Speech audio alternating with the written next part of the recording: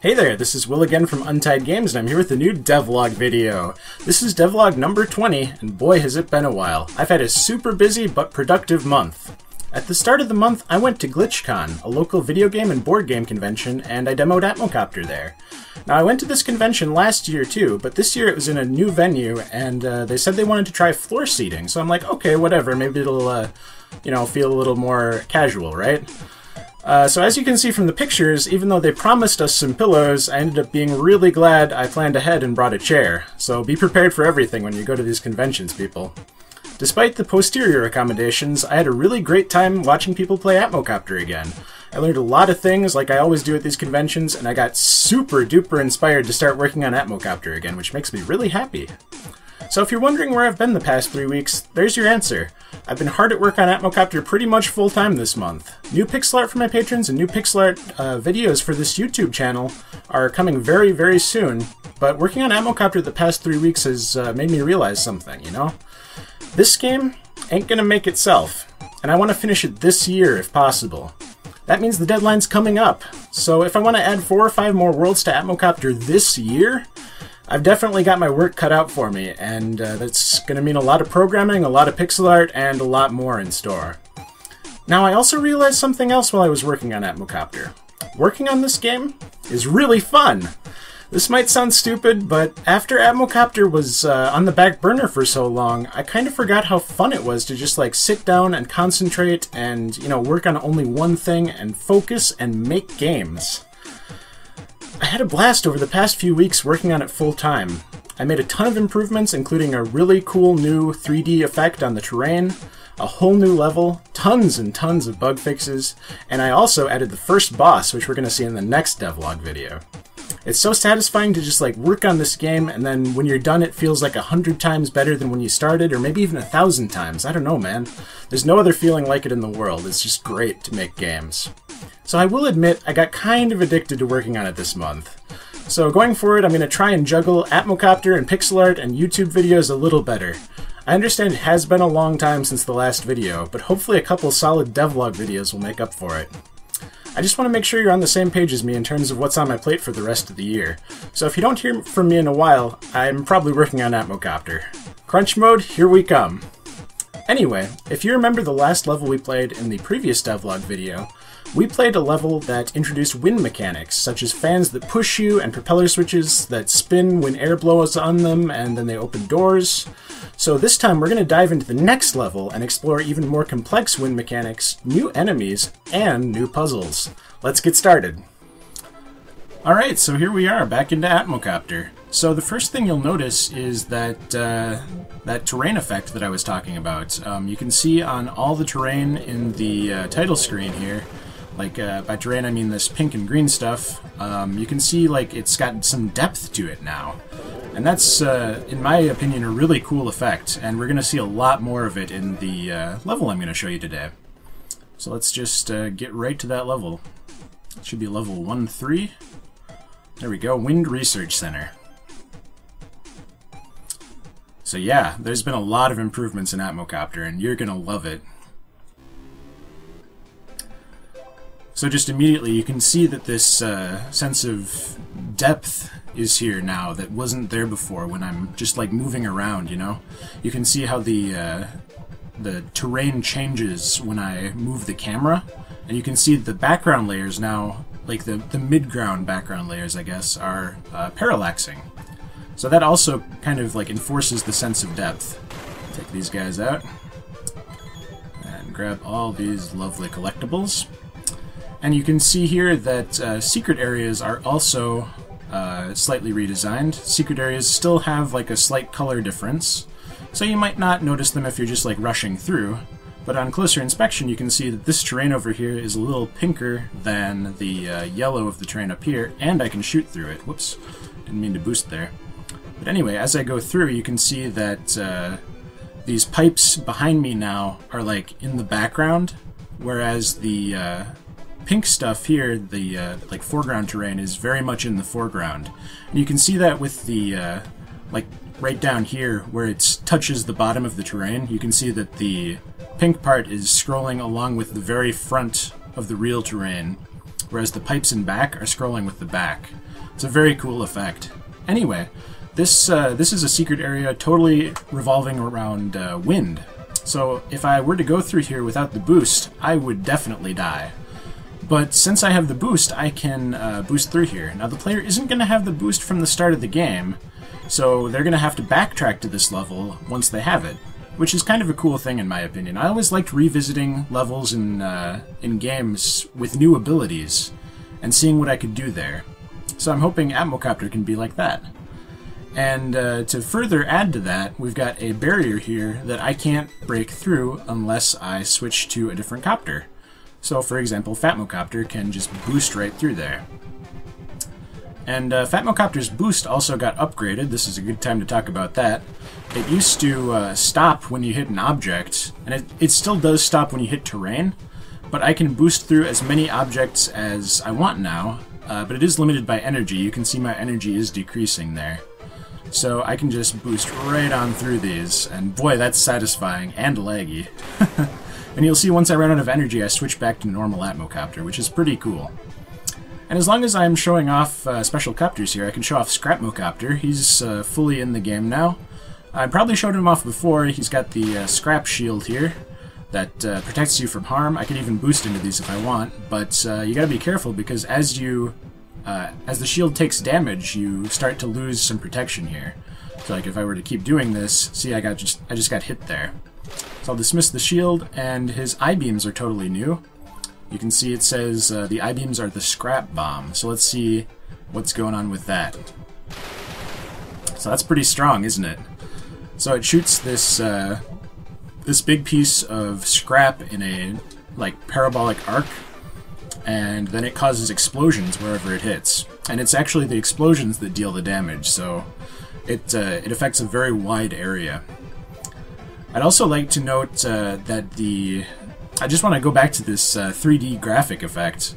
You can see on the terrain below me, isn't that cool how it's like bumpy now? That wasn't like that before, and it just adds so much to the world when you add little details like that.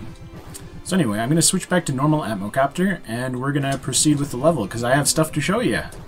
So let's get right through here, and you might notice that these tubes were also updated.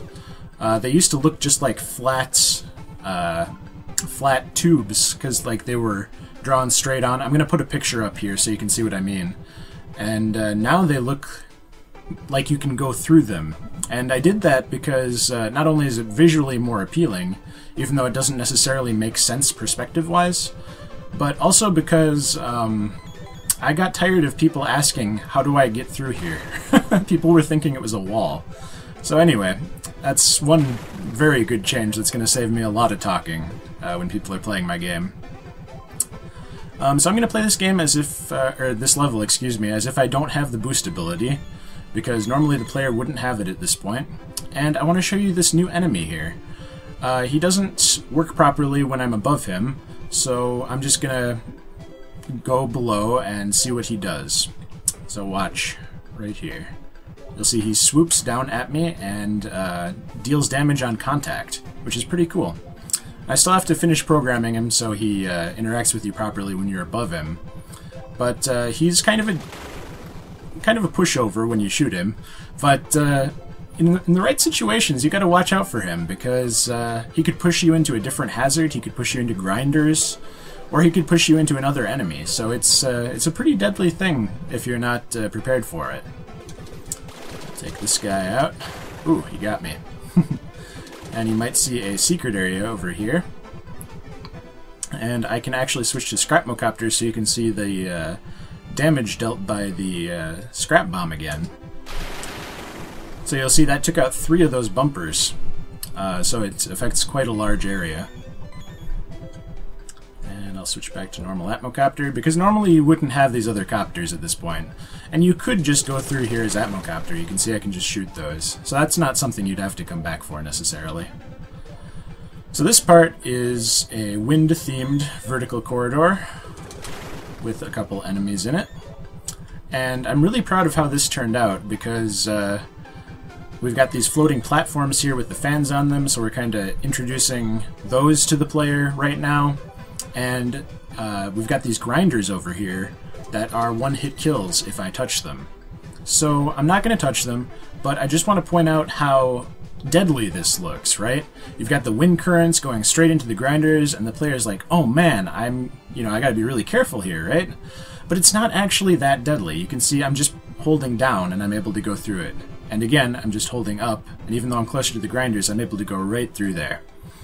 So I'm really proud of that, because I mean, this is only the 3rd level, and I don't want it to, like, be super difficult, you know? I just want it to look difficult. So if I can make it look difficult without actually being difficult here, the player's like, patting themselves on the back once they get through here. And that's kind of the feeling I'm going for.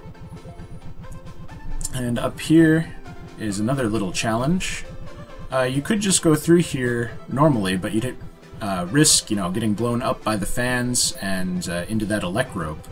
So what you can actually do is you can just shoot these and make it a little safer for yourself. Let's see if I can collect everything here. There we go.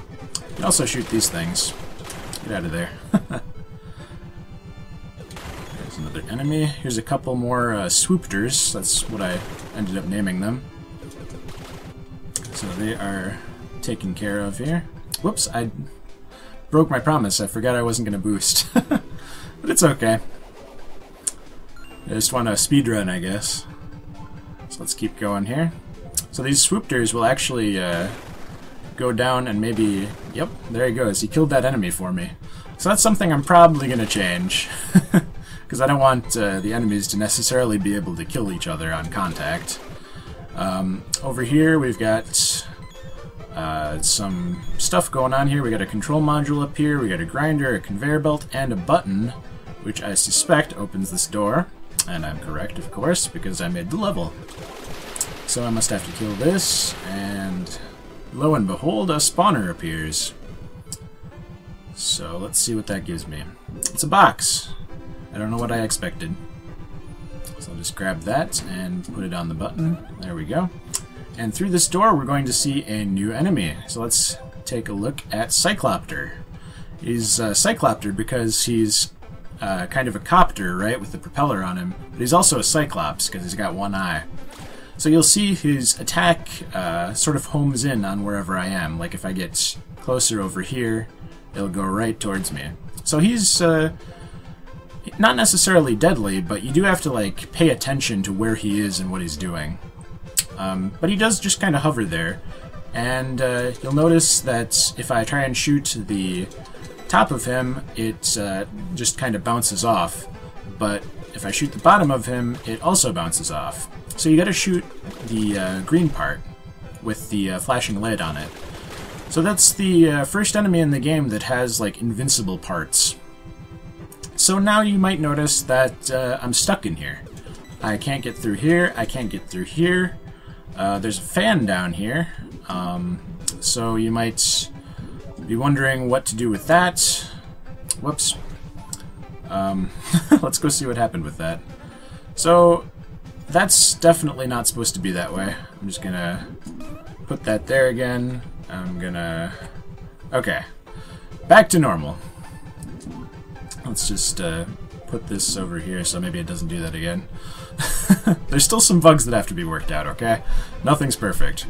So I've got a propeller switch up here, so let's just grab this, and like we did in the last level, we're gonna put it right next to the fan switch, and it looks like we can proceed, right? So I'll just try and get out of here, and I can't. So let's try, maybe if I like do that. No, it doesn't work. So the player's faced with a dilemma here. They've got a fan switch, a fan, and that's kind of it, right? But I want them to like take a look at what else is in the room that they can interact with. And the only other thing in the room... Whoa, there was some lag there. The only other thing in the room is this floating platform here. You can't shoot it, but you can grab it. And I might make it just a little thinner so it looks like the player can grab it, because, I mean, you can see his arms are not necessarily on both sides of it. But yeah, you can move this floating platform around, and this mechanic unlocks new types of puzzles in Atmocopter.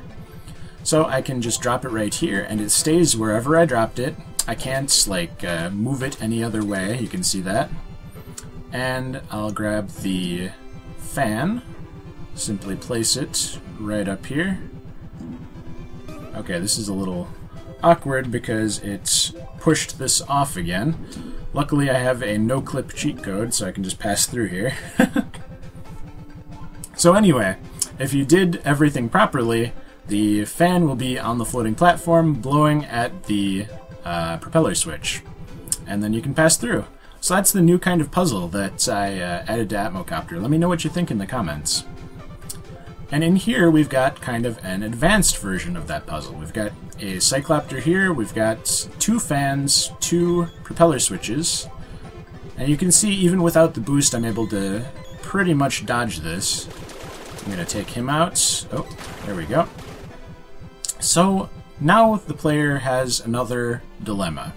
You can see up here is the key, which I need to complete the level, but there is a door blocking it, and there's only one floating platform this time.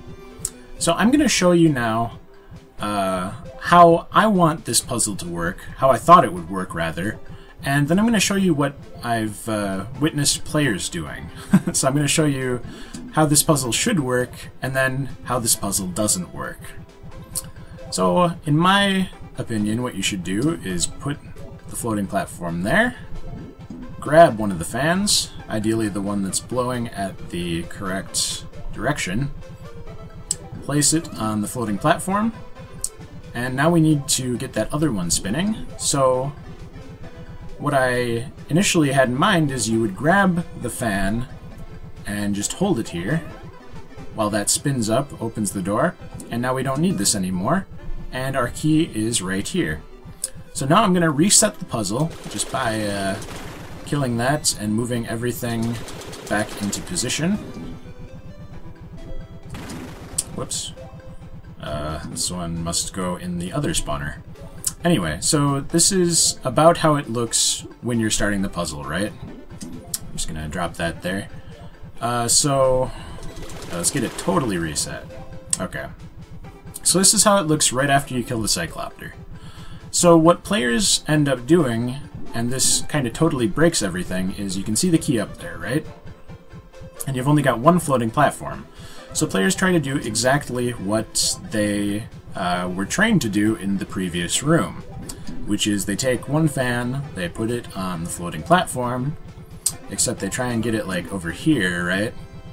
And then they take the other fan, and they grab that, and move right on over here and put it on the floating platform. Then what happens is they die.